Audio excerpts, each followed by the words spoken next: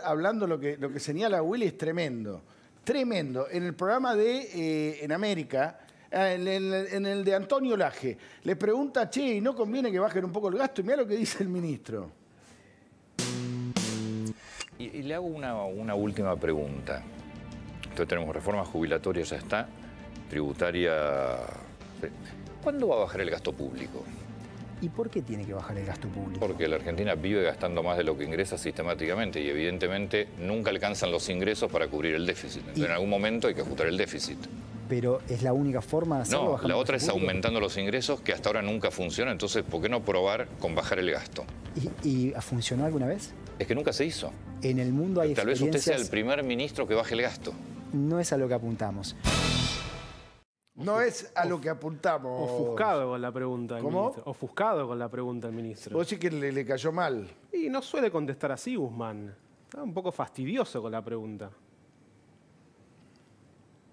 Bueno, pero yo creo que te voy a decir una cosa en defensa de Guzmán.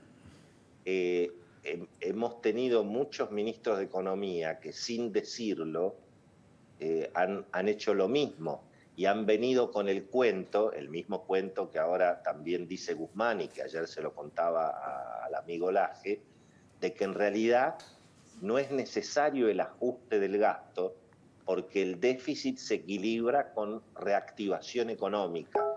No sé si te acordás de ese cuentito, Tato. Claro, vamos a cubrir el déficit con crecimiento. Siempre te dicen lo mismo, pero ¿quién va a poner guita en un país como el nuestro, como está? Claro, pero para que haya crecimiento y para que haya reactivación y para que haya inversión, obviamente tiene que haber moneda y tiene que haber, digamos, condiciones que, por ejemplo, signifiquen que no van a subir siempre los impuestos porque no se baja el gasto. Es decir, el problema, también este fin de semana la vicejefa de gabinete, Cecilia Todesca, dijo, ¿qué sentido tiene bajar los impuestos si se probó con Macri que bajando los impuestos no hay lluvia de inversiones? Bueno, eso no es correcto. Primero porque en la época de Macri no bajaron tanto los impuestos. Y donde bajaron, sí hubo realmente una lluvia de inversiones, por ejemplo, en el sector agropecuario. Allí hubo una explosión de aumento de cosecha, de aumento de exportaciones de carne. En la minería, donde a Macri lo querían colgar de la Plaza de Mayo porque había bajado los impuestos a la minería, ahí hubo mucha inversión.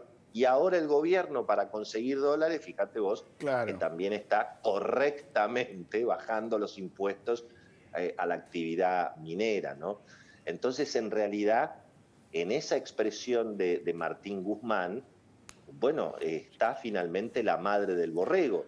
Como todo el mundo sabe que el gobierno no va a bajar el gasto y que lo va a seguir aumentando, no solamente por convicción y por además que se viene el año electoral, sino porque además para la Argentina la pandemia significó, bueno, digamos, un golpe de knockout en términos fiscales precisamente, porque te aumenta el gasto en subsidios, que en un punto se tornan obviamente urgentes y no los podés atender de otra manera que no sea dándole la maquinita de los billetes. Hoy Martín Tetaz contaba a la mañana en el programa de Jorge Lanata que hay que remontarse prácticamente a los años justamente de las altísimas inflaciones del final de Raúl Alfonsín para ver la cantidad de pesos que el Banco Central le ha tenido que entregar al Tesoro. Y eso es precisamente porque aumenta mucho la demanda de gasto y se te cae la recaudación, se te produce la doble Nelson. Claro, bueno, Willy. Ese tsunami de pesos